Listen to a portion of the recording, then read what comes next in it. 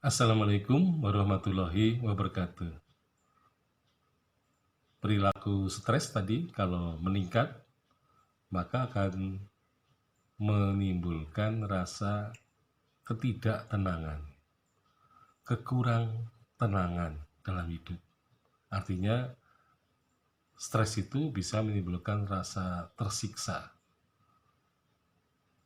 atau merasa tidak bersyukur, merasa tidak menyenangkan, ada rasa ketakutan, gitu ya.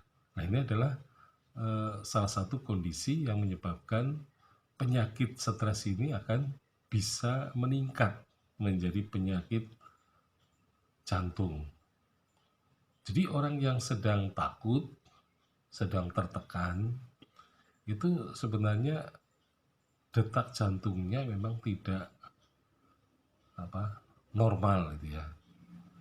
Jadi misalnya orang yang ketakutan ditangkap oleh polisi karena korupsi, nah tentu saja ini akan membuat detak jantungnya itu akan semakin tinggi ya, dan kemudian juga takut ditangkap polisi gitu ya. Ini juga bisa menyebabkan penyakit jantung. Jadi nah sebenarnya orang karena merasa bersalah ya, takut bahwa dirinya itu bersalah, nah maka orang kemudian juga mengalami ketidaktenangan di dalam hidup. Nah, apalagi kalau ya makan makanan yang tidak halal gitu ya. Jadi makanan yang tidak halal itu akan mengotori darah, dan darah ini merupakan salah satu sarana munculnya penyebaran dan penyebab timbulnya suatu penyakit. Jadi sebenarnya darah kotor, darah yang banyak kolesterolnya, yang banyak lemaknya, yang banyak misalnya penyakit-penyakit itu ya, misalnya bakteri ya, atau virus yang masuk ke darah, maka akan menimbulkan penyakit-penyakit yang memberatkan jantung ya. Karena jantung ini yang akan memompa darah dan mengedarkannya ke seluruh tubuh. Nah, biasanya penyakit jantung ini akan disertai dengan penyakit hati ya.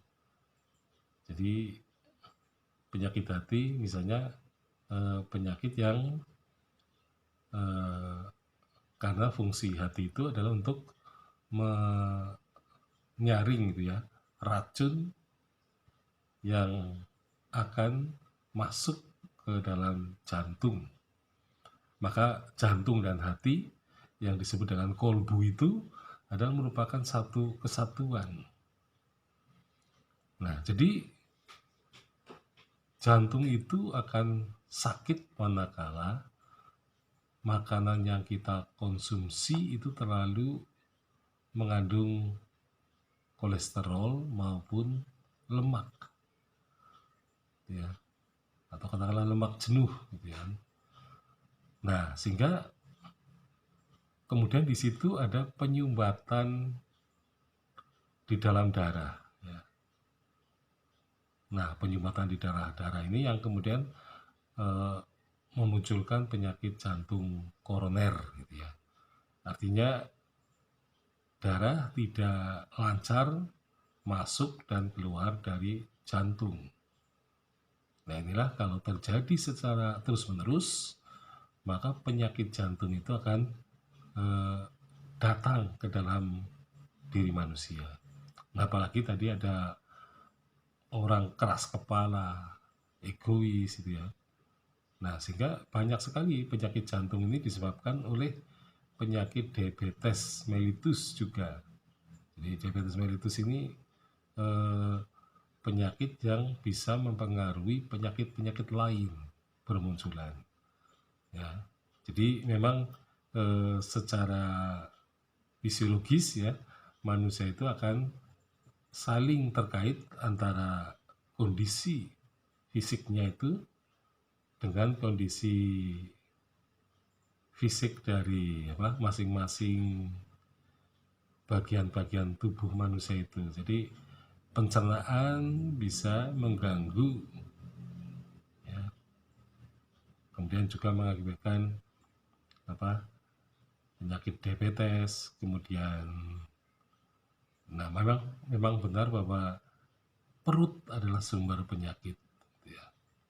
Jadi pada prinsipnya perut sebagai sumber penyakit ini berkaitan dengan konsumsi berbagai makanan yang tidak terukur dan juga tidak terseleksi, sehingga penyakit-penyakit itu akan muncul dari konsumsi makan dan minum.